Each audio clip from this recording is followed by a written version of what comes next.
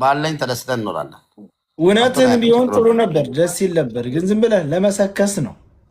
ወላሂ ትመሰክራለች። ምን ችግር አለ? ሚስቱ ትመሰክራለች። ይኸው በቃ ታይ አቡዬ አንድ ቀለምን አላመጣለች። ይኸው አገር ነው ያለችው።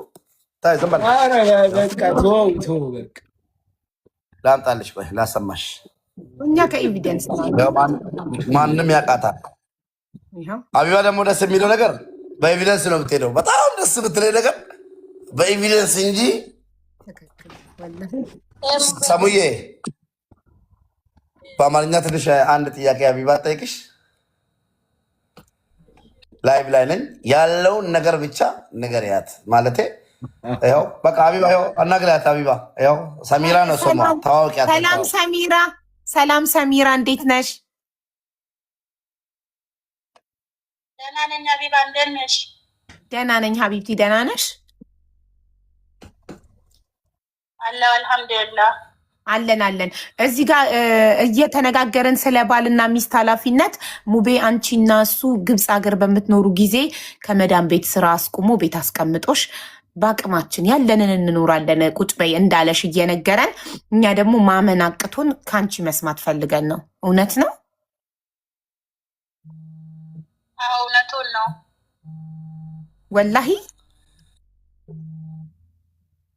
እውነቱን ነው። አሁን እኔ ኢትዮጵያ ነኝ ያለሁት። እዚህ ያለው ራሱ ማለት ነው እሱ ነው በቃ ራሴ ሰርቼ እንደገባው ነው የምኖረው። እውነት ለመናገር በጣም ደስ ይላል። እሳይ እንኳን አረገልሽ። በጣም ደስ ይላል። ለወደፊቱም ለሰሚራዬ ካነስኩ ወላሂ ቃል ገብቻለሁ። ወላሂ ትቼ ኑሮውን አቆሜ እዛው ላይ እሄዳለሁ እንጂ በፍጹም እኔ እያለሁ እኔ ሰራተኛ እና ገረድ እንደፈለገ የፈለገ ሰው አፉን እየጠረገብኝ ባለቤቴ ላይ አፉን እንዲጠርግ አልፈልግም። ዛሬም ነገም ማለት ነው በህይወት እስካለሁ ኑሮኝ አይደለም ወላሂ የለኝም። አቢባዬ እንደተዘረፍኩ ነው። ስንት ሚሊዮን ብር ተዘርፌ ስንት ነገር ተዘርፌ እንደተዘረፍኩ ነው። ግን እኔ ባለቤቴ ስራ ሂዳ ሰርታ መዳም ቤት እዛ እንትን እያለ ኢጃዛ ምናምን ሶሪ እንደዚህ ነው። ማነው የዘረፈ? የሴቶች ጉዳይ ይኮራብካል ሙቤ። አንድ ቀን እንደውም ልጅ መጣለው አቡዬ ኢንተርቪው አድርጋት መተን በቪዲዮ ቁጭ እንላለን። ኢትዮጵያ ያለችው ትመጣለች እኔ ጋም ወላሂ ይዣት መጣለው። ሲሪየስ ኢጅፕት ያሉትን አሁን አስሊ ጋር ሲገቢ ጠይቂው። አስሊም እንደዛው ነው። ባለቤቱ ቤት ተቀምጣ ልጅ ታሳድጋለች እንጂ ስራ ልቋት አያውቅም። አስሊም እንደዛ ነው። ሬዲ የሚባል ጓደኞቻችን እዛ የምታውቃቸው ኬሮ እንዳሉ ጓደኞቼ ባለቤቶቻቸውን ቤት አስቀምጦ እንጂ ስራ ቤት አያስቀምጡ።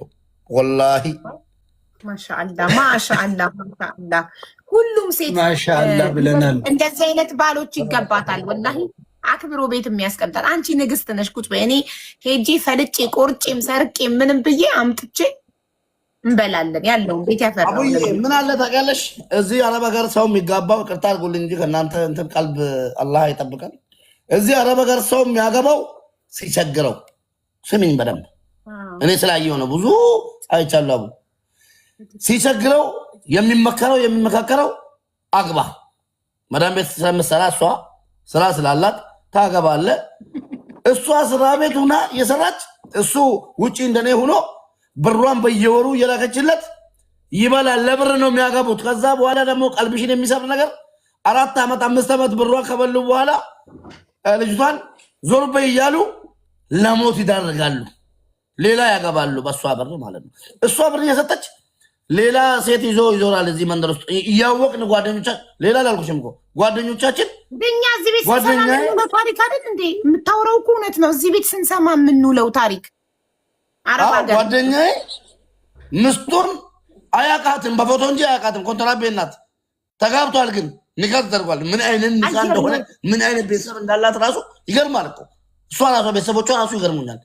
ኒካ አድርጓት ጓደኛዬ ያልኩሽ ነው፣ ስሙን አልጠራሁም እንጂ ያውቃል። እዚህ ስራ ላይ ይገልበት ከፈለገ ኒካ አስሮ አየር ላይ ኒካ ይባላል። ሳይገናኙ በአየር ቤተሰቦቿ ወላሂ ነው የምልህ። እኔ ማንም ያገኛል ዋሽ ማፋን ነው ዝም ብለህ አትረብሽ።